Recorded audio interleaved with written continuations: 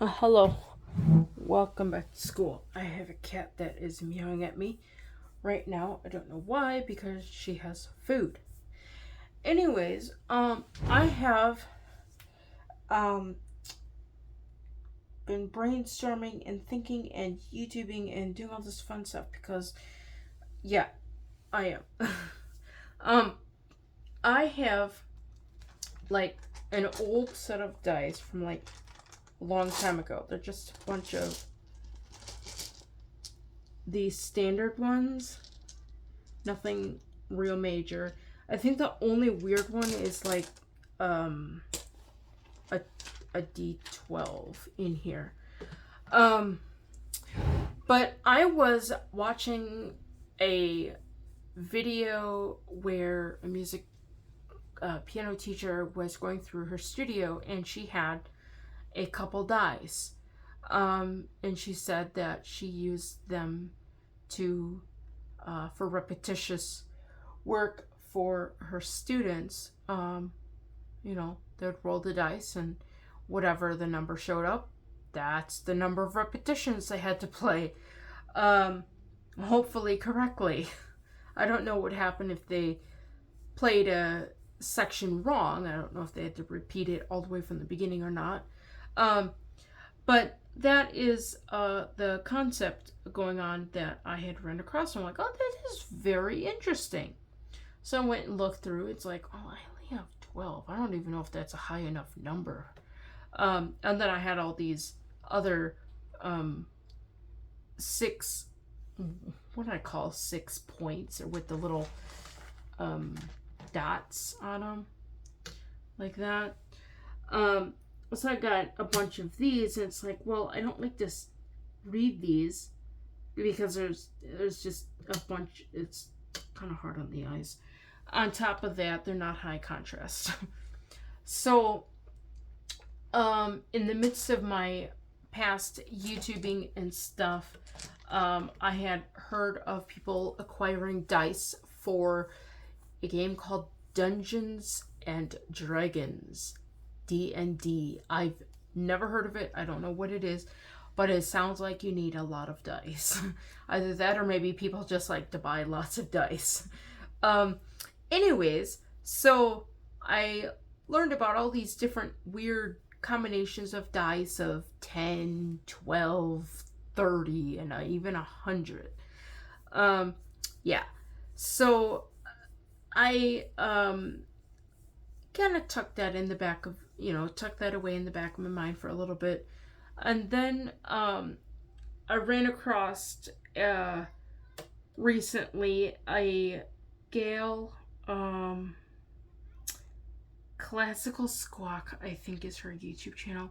I will put that video in the description, where she has actually a template of different ideas that you could use for different combinations of dice for music. Um, and so I was watching that, and yeah, she's got some pretty good ideas. Um, she's got templates which are pretty easy to access. Um, and so I was looking at that and I was thinking, well, she only has like up to D20, and I've got a lot more than up to D. I mean, I've got a D30, I think, and a 60, and yeah. And I've got some other numbers that she doesn't have mentioned on that chart. And I thought, well, I wonder if I just sat down and actually thought about some stuff of if I had a studio and how I could use some of these dice that are, in this set that I had bought. This is, it's a set of 15. They come in different colors and, all that stuff. I picked black with white writing because it's easier on the eyes. On top of that, it doesn't mesh very, it pops out from the piano keyboard. So, yeah. Um, so that is what why I have picked the colors that I have. But obviously you can pick whatever colors you want if you decide to use any of this. So first, let's go with the really weird one that will more than most likely not be used at all. If it is used, teacher will find a use for it because he's good about doing things like that. This is a 100 point, what I'm calling a 100 point dice. To be honest, I don't think it's a true dice. It's more or less like a ball. Because when you roll it, it literally just rolls and it does not stop. I do not want to risk rolling it and knocking everything off here because I've got everything more or less in a systematic order of going through these. But this is a 100 point ball. If I were to use this, it would probably use for repetition purposes only or something weird like that. And instead of rolling it, like just chucking it out of my hand and wondering where it's going to roll to or wondering where the cat rolled it off to, I'm going to keep it in this little jar and basically use the jar as a kind of like a rolling container. I gotta lock this. There we go. Okay, so this is locked. It has free reign. So basically I would more or less try to get this to balance on that center because it divots up there. So I'd get the ball to kind of center on there. There. Nope. I had it. That looks like it says 36. I think it says 36. So, oh shoot, it just moved. There. That's perfect. This says 74. So basically you would look in it, kind of like you're looking in like, I don't know, some magic ball or something, and you would read the number on the top. And it kind of takes, oh, there's a good number, 4. So this would be 4 repetitions, which would be perfect. So that's an option for something like this. To be honest, I don't know if we're going to use it or what. Teacher doesn't even know that I have these. But as far as musical stuff that can be used, I have, oh my gosh, I have a bunch of stuff written on this board. And this board is too big to like show you. Like it's just huge. But I'm going to go through and mention how these could be used. Okay, so we got the D3. This is gonna take a little up and down because I don't have a stand for this chalkboard. I bought it because I like the idea of having a more or less like a large chalkboard, but not one that you'd hang on the wall, although it can be hung on the wall. So we got a D3. That's not the D3. Okay, so this is your D3. The D3 is Roman numerals, and it has 1, 2, and 3 written on it twice for each side of the dice. So a couple things that could be used with the D3. Let me look at my notes. I should write this in paper. I should have wrote this in paper. The D3, you could do left hand, right hand, or hands together. You could do the major, minor, and the chromatic. If you're doing scales or something like that. You could do the the three forms of the harmonic minor, the natural minor, the melodic minor, and the harmonic minor. You could do different forms of, say, hand motion. You could go ascending, descending, or I'm going to use my two fingers because I'm holding the chalkboard, or contra motion. And you could start in and go out, away from the, out to the sides, or else you could start out from the sides and come in towards the center. You could also use this for low, medium, and high registers of the keyboard. That would be good for, early music students, identifying those. Let's see here. Say the student rolls a number and they say 3. It says 3. So let's pretend 3 is middle. The student would have to play a note in the middle of the keyboard. Or let's say a 3 is the natural minor scale.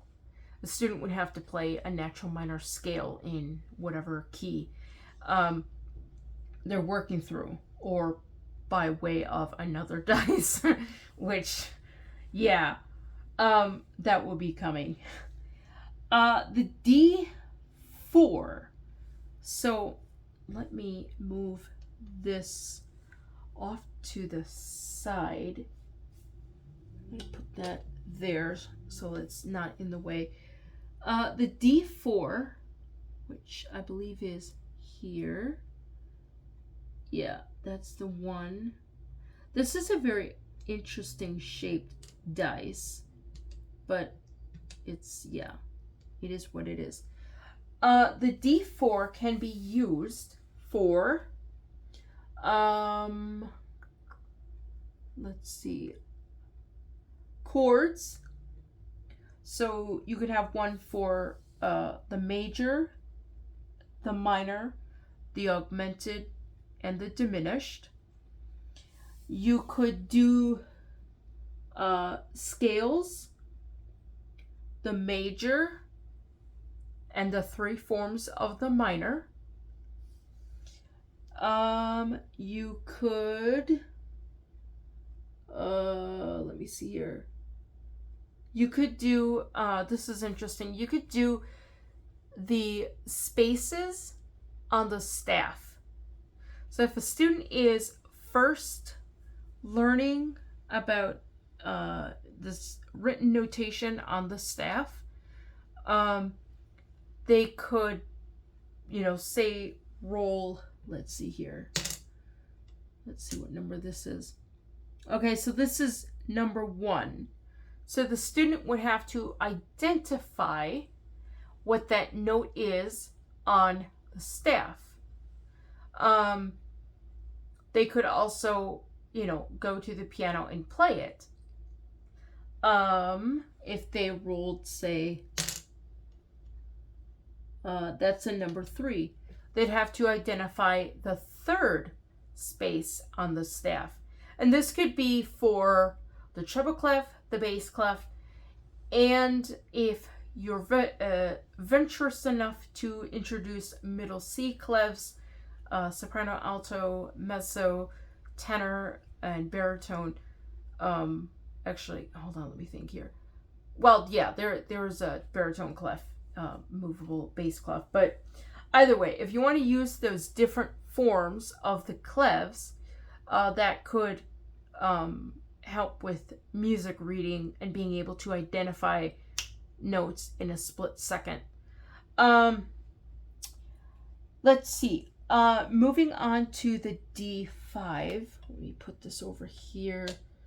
I don't know where that landed off to, but I'm looking to see what else I've got here. Okay, the D5, we can do, make sure that I grab the, oh, that's not it. There it is. We could do the finger num, oh wait, that's not it. That's the different one. Where's my D, here's my D5. I thought my D5 was back in here, but I guess I moved it. Anyways, the D5. The D5 can be used for finger numbers. If a student is first learning finger numbers, you could roll the dice and they could identify which finger that is. Again, you can use these dice in combination. So you could take your D3, roll it. If it rolls on a 1, say 1 is your right hand, and they roll the D5 and it was landed on a 4, they would have to identify the 4th finger on their right hand. So yeah, these can definitely be used in combination and make teaching a little bit more exciting and learning more exciting. Other uses for the D5, if I'm not reading the wrong line of notes, pentatonic scales. So say the student is learning about pentatonic scales from like C up to G, they could roll the D5, and here they rolled a 4. They could play the pentatonic scale of the 4th. Yeah. They could do that. I'm looking to see what else I have here. They could do, with the D5, they could do the lines of the staff for treble and bass. And again, if you're venturous enough, the other clefs as well. That's pretty much all my notes for the D5. You could probably use these for chords and things. Say if they're learning basic chords like G, D major, F major, things like that. You could roll this. They they rolled a 1. The student would have to play a major in the 1 or a minor or whatever, in whatever you choose for 1 to be. Okay. Smacking my board around. D6. D6 is basically your standard dice of 6 sides with the numbers 1 to 6 on it. This one, I couldn't really think of anything much as far as interesting musical stuff, other than like you could use it for basic repetition. Like a student is first learning about repetition and repetitious practice. The student could roll, let's see what they rolled. They rolled a 4. So they'd have to practice a segment or, work through a segment 4 times in a row and play it consistently correctly 4 times in a row. They could roll it again and they would have a 1. So, they could play the passage 1 time and, roll it again. Okay, they got a 5, so they would play the passage 5 times in a row correctly. So, yeah, and, obviously if they mess up, their count would start from the beginning. So that's how that dice could be used. And I'm sure you could probably implement other things like hands together, separate contra motion, things like that into this. I think that's something that Classical Squawk has marked on this template that she has, is how to use some of these. I'm just kind of picking like the bare bone basics for each number, just so that the brain is not overwhelmed by trying to remember, okay, what did we call number 6 again? Was it hands together? Yeah, so I'd basically designate a dice for its minimal purpose. And the D6 I would just use for just straight up repetition, introducing repetition. Number D7 and 8, these are a little interesting. This is your D7 and your D8 is here. The D7 and the D8 can more or less be used in the same manner because they're so similar. Example would be white keys on a piano. If you want to be totally purist about everything, you could take out the D8 and you could roll, or the student would roll, and they roll the number 6. They would have to identify the 6th degree, or the 6th, white key within the key of C, and they would say, oh, that's A. And they could, identify all the A's on the piano. If they rolled again, where did that go? That's a 5. So the student would identify, oh, that's a G. And they could, my brain just totally stopped. They would play the G and identify, yes, that's a G.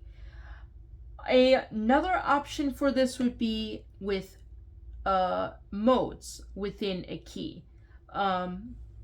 I would recommend starting with the key of C as it's more easier to comprehend. This would be something for definitely more intermediate advanced student. So this would be a 6. So the student would start at C and go up to the 6th degree, which is A. They would identify the mode. This would be alien. And they would play the mode.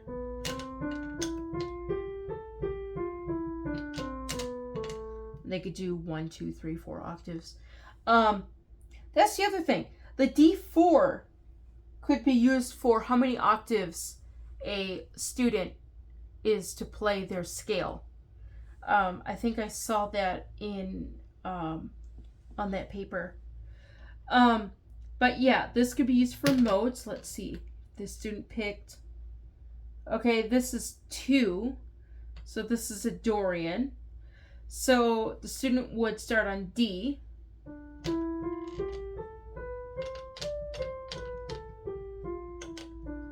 And they would do the different modes. A challenge would be when you start moving out of the key of C and into other keys. So say if you're doing the Dorian, but you're doing it, say, on, the 2nd degree of G major or A flat major or something, that would be something, more for the advanced realm for added practice, things like that, just to kind of get students used to the modes and have their musical vocabulary much more expanded. What else can you do with the D7 and 8? We got white keys, you've got modes, basic chords. So say a student is working on their chords, and again, this is just the basic stuff, so we're just primarily sticking with the white keys here. They would roll, and they have a number 3. So they would play, let's say they're working on their major chords, they'd play the E major chord because the E major, or E, is the 3rd degree. I am assuming that C is number 1. I'm always assuming that C is 1 because it's where most music students begin when they're learning. They learn middle C. A lot of lesson books start from middle C. Even the Braille code begins with, Do, which is that note. So when I do these, I'm assuming that C is always number 1. This would be the number 5. So let's pretend they're working on the diminished chord. So they would, find the diminished and they would just play it. Obviously, they would use proper fingering. But that could be an idea of using these with chords. Let me see here. What else do I have? Basic scales. I hope I'm not like knocking you guys over. Basic scales for this one. Let's see here. Here's a 2, so this would be, let's say they're doing a D major scale.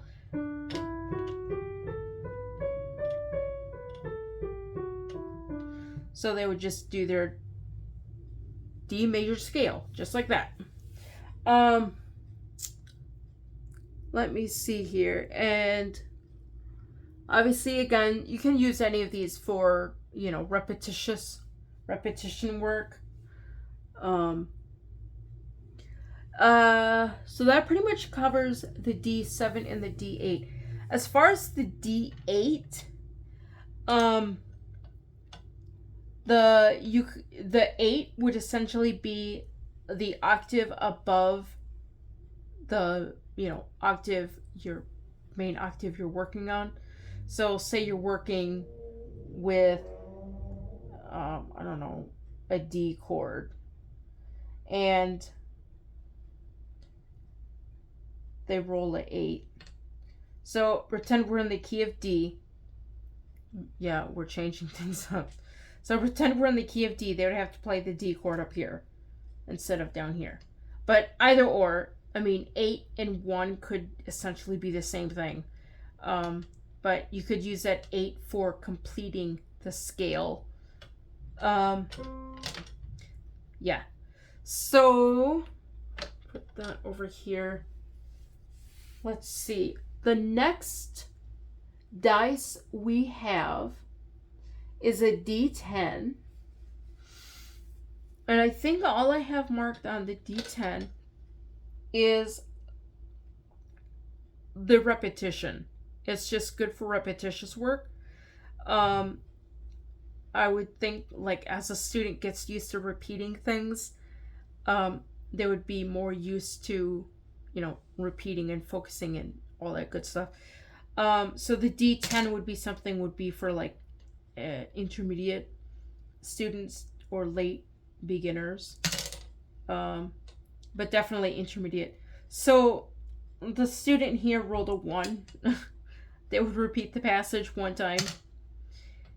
Here they rolled a 5, so they'd have to repeat, the passage 5 times. Even this could be used for like scales. How many times you're going to repeat a scale, or how many times you're going to repeat a finger drill, or whatever it is that you're working on. So repetition work doesn't just have to be with, physical music. But that would be what the D10 could be used for. Just the repetition. Another use of the D10 could be the extended chords of the 11, 12, and 13. Or, hold on, let me think. 9, I think it's 9, 10, and 11. I think 13 is like something else, but either or. It could be used for extended chords. So, let's see here. Where did that go? Here they rolled a 2, so they'd have to play like a 2 chord, or, a sus2 or whatever. Here they rolled a 3. Let's pretend they rolled, okay, here, the 0. Let's make sure that's right. Okay, so this is a 0. The 0 is read as 10. So they would have to play, the 10th chord, basically, which is an octave and then up a third. So that would be how that could be used. It's, repetition and going a little bit into those extended chords. Let me see here. I'm sure these could be you could use these with like seventh chords. I'm not exactly sure. There's like a whole bunch of seventh chords, but you could pick, I think like a D. I think D6 might be too many, but like you got your, flat 5 7, your major minor 7, your major 7. All those seventh chords could definitely be used with these also. So yeah. Okay, next one that I just shook, and I don't know what number it is because I just shook it. It's the number 12. Okay, so the number 12 is really cool because you can use the 12 with a lot of different musical stuff because there is just a lot of different 12s in music. You could use the 12 for obviously your major or minor keys. So, say their student is working through their major scales, and they roll a dice. They rolled a 1, so they would have to play a C major scale.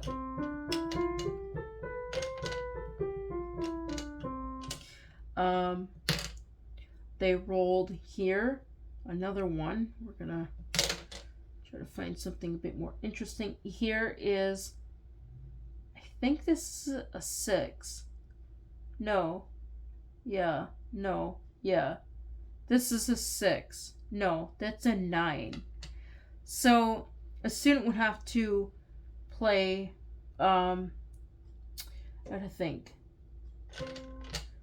1, 2, 3, 4, 5, 6, 7, 8, 9. They'd have to play an A flat major scale. It's a minor scale.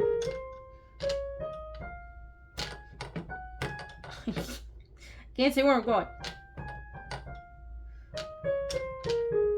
So yeah, they'd have to memorize the numbers that would correspond with the half steps in the scale. Another thing I thought about for the 7 would be sharps and flats. This could also work for the D7 and the D8. Say the student rolls a 5. The student, if they're working on sharps and flats, they could identify the sharp above the 5th note or the flat below the 5th note. And you could extend this even into double sharps and double flats and the cancellations thereof. The double sharps and double flats definitely used for more later intermediate students. But yeah, so that was just one that popped into my head that I didn't have marked on the board here. But the D12 definitely can be used for the major and the minor scales on all 12 notes of the keyboard. Let me see here. They could be used for chromatics. Hold on. They could be used for chords. I don't know why it said chromatics. So say the student here rolls a 10. So they would have to, let's see here, this is 8, 9, 10. So they would have to play, whatever chord they're working on. In this case, it was a diminished. However that all works. So that could be an option. So the number that's rolled would actually be the tonic or the bass note of that chord. I should say the root, not to confuse it from the bass, because the bass is not always the root, as I learned in music theory many years ago. So let me see here. D12. Chromatic piano keys. So in addition to the scales, which I'd already mentioned about the half step, whole step below using this D7 and D8. If this is here, this is a 7. So the student would have to identify the 7th scale degree starting from C, 1, 2, 3, 4, 5, 6, 7, which should be F sharp or G flat. Obviously, I don't know my half steps. Like, I had a teacher that tried to get me to learn them, but I had no use for them. I think if I used this, it would really get me to learn the half steps. 4, I think that's here. No, here. 1, 2, 3, 4. Nope, I'm wrong here. So being able to, identify that way. Let's see. What else do we have in the D12?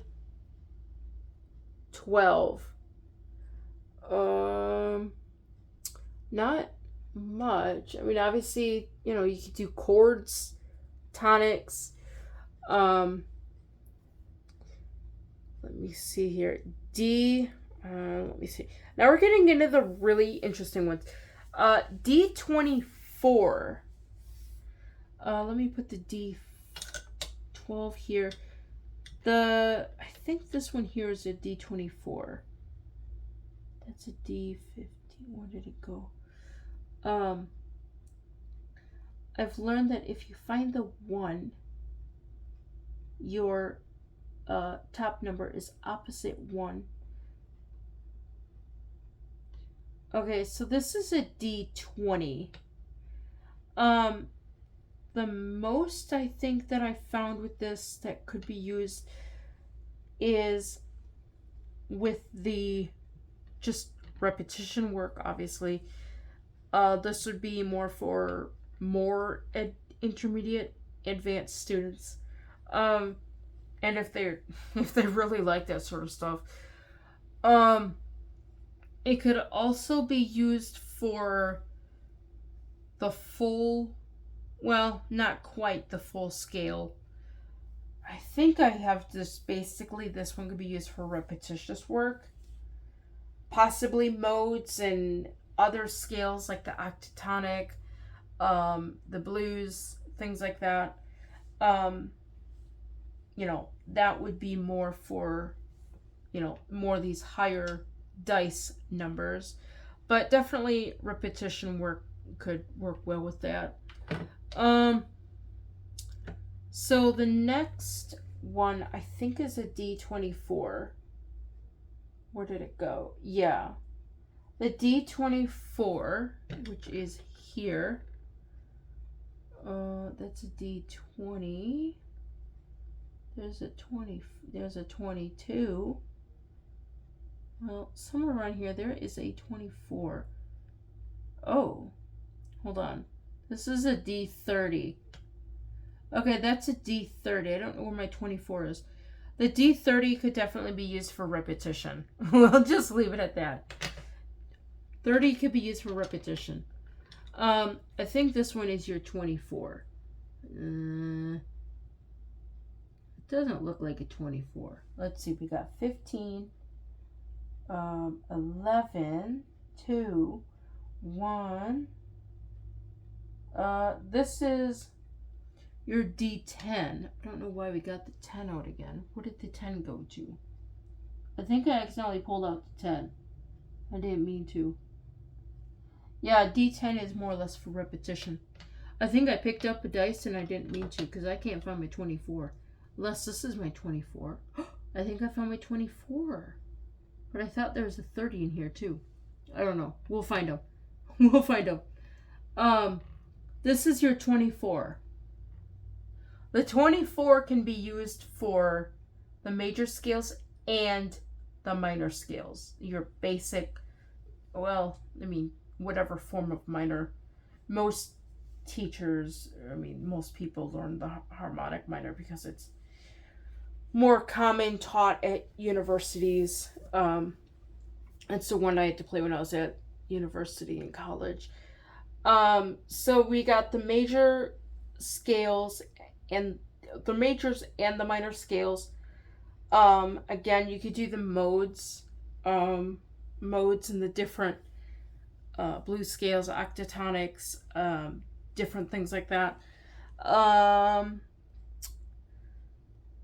But definitely the 24. When I think of the 24, I think of the keys. Just the different keys. So let's see what other. I think there's a big one here. I don't think we've gone through it. I think this is your D60, but I thought there's a 30. Did I do the 30? We got the 20. I think this is your 60. I don't know where my 30 is. All these weird ones, the 30, 60. I'm trying to find a safe spot to put the chalkboard so it doesn't fall. Let's see, where did that go? Here. All these big, weird, chunky ones. Here, this is your 1. So that's your 30. This is, I think, your 60. Yeah, that's your 60. And then I think there's a 20 around here, which I think I just put over here. That's your 24. I don't know where my 20 is. I think I lost my 20. I don't know where my 20 is. Somewhere around here is a 20 and I don't know where it is. That's not it. Uh-oh. I lost my 20. Do I have it in my hand? 17, 7, 1. This is your 24. Where's my 20? Uh-oh, I think I lost my 20. Is this it? This is 15. 2. Oh my gosh, I lost my D20. I just had it. There's your 1. That's your 16. Yeah, 16 I think is only could be used for repetition. I don't know where my D20 is. I thought I had a 20. I don't know where my 20 is. Huh. I don't know. I'm pretty sure I had a 20. I know I had a 20. I gotta count these. Hold on. 1, 2, 3, 4, 5, 6, 7, 8, 9, 10, 11, 12, 13, 14, 15. I thought I had a 20. I'm pretty sure there's a 20 in here, but I don't see a 20. Either way, these weird, big, chunky ones, I mean, even the 16 could be put in this pile. These ones, I would primarily use for repetition. Just straight up repetition.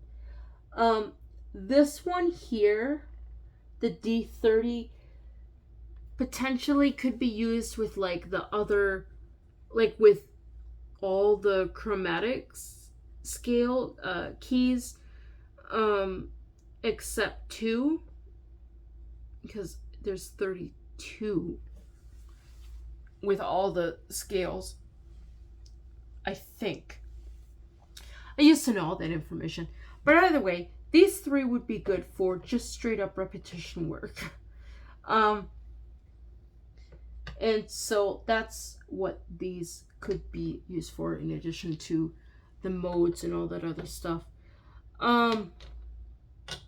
The other one that I have here, which I actually think is probably the best for repetition, because when you look at something like this, whatever number this is, 21, 22, I think this is your 30. Yeah, this is your 30.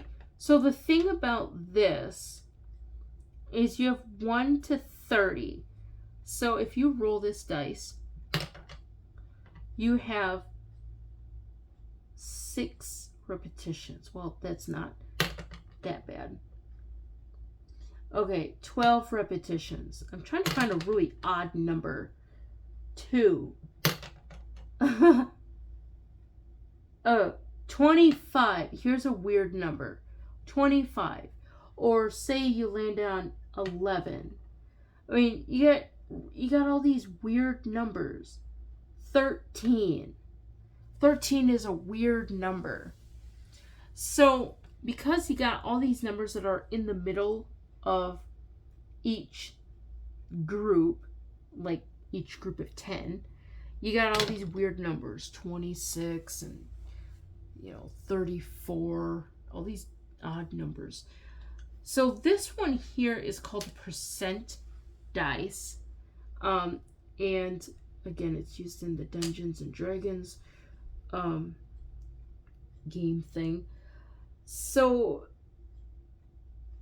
this thing is nice because it just covers all the numbers 10, 20, 30, 40, 50, 60, 70, 80, and 100. 90. I forgot 90. Uh-oh. I did not expect that to happen. Hold on. I gotta find that before the cat does. Okay, that did not take very long at all to find, which I'm very happy. So this percent dice covers everything from 10, 20, 30, 40, 50, 60, 70, 80, 90, and 100. And the 100, if I can find it, is simply marked by a double 0, like that. That's how you read 100 on this dice. So this one I would use for repetition, like just straight up repetition. There's nothing really else I would use with this. So if I want to be careful and not move it, so this would be easily, that'd be 20 repetitions. This one here, that's 30 repetitions. There's no, weird number in the middle. It's just straight up 30 and that's it. So that, that works out for that. I don't know. I'm going to go back and I'm going to practice. I have to go back and practice. What I'm thinking I'm going to do is actually bring one of these with. Maybe not like a really big one, but at least one to encourage focused repetition work, if that makes sense. So like my whole practice session could be just repeating a line of music or something. I don't know. Okay, so I think the 16, I don't know. I have to look through these and see which one I want to bear through. I'm not bringing the 30. Definitely we're not bringing the 30. And we're not bringing the 60 either, because that's going to be an overkill. I'll be there all night. Let me see here. I don't want to bring this one because although it's nice and round, I don't want to land on like, let's see, what number is this? 100. Yeah, I just don't want that. Let's see. I might bring the one with the 10, but I'm not sure. Okay, this one, this is a 20. I don't want to bring the 20. Well, the 20 might be, I think the 20 might be okay. The 24 might be, I don't know. I think I'm not going to bring the 24. Your standard 6. We're not going to bring the 6. We're not going to bring any of these smaller ones. I could try the 12. I could try the 12. Let me see here. So we got the 12. The other one I was thinking on was possibly the 20. That would be a lot of work though. I think this one, where did that one go? I'm looking for the 1. It's a 4. Here it is. Okay, the 16. I don't like the 16. It's not a nice round number. And I just don't like that. The 4-point dice. I'm not gonna bring that one, because I think that one might be, I don't know. I think all these other ones, the 3, the 2, the 8. I think I might leave all these here. Yeah, that's the 8. This is, I don't know, the 10. The 10 is a nice round number. The 10 is a nice round number. I'm going to take out the 16 because I don't like the 16. And the percentile I'm leaving out because I don't want to deal with, hundreds or whatever those numbers are. The 3-point Roman numerals, we're going to leave that one here. And the 7-point, we're going to leave that one here too. I'm going to put those in the box or the bag or whatever. So I have to narrow it down between these because I don't want to bring them all.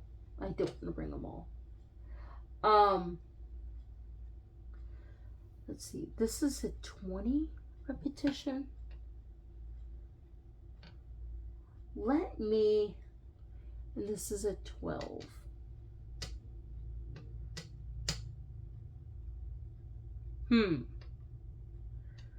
Decisions. I gotta figure out which one I want to bring. Maybe I should roll a dice and let that tell me which one I should bring. I think that's what I might do. As I put my dice away. Okay, so that one. Okay, so 1 is gonna be for the 10. 2 is gonna be for the 12. And 3 is gonna be for the 20. So I'm gonna put these up here. We'll put them in descending. So this is 1, 2, and 3. Okay, so I'm not looking, and I know there's ways you could cheat on these, but I seriously don't know which one I want to bring. Gosh, I'm gonna totally regret this. Okay. I have a 2. So this is the one I'm bringing. It's the 12. Okay, all of these are going back. Okay, so that pretty much concludes how these things could be used for music. Covering a lot of different areas. Everything from basic music learning to pretty advanced stuff, especially if you include the modes and the other clefs. So yeah, I will leave links and things to other videos that were mentioned in the description. Check them out. Learn from them. They've got some pretty cool stuff that I've ran across, and yeah, more stuff for sharing. So if you want to like, share, and subscribe, and don't forget to ring the notification bell for all notifications. I unfortunately have to take that with me to practice.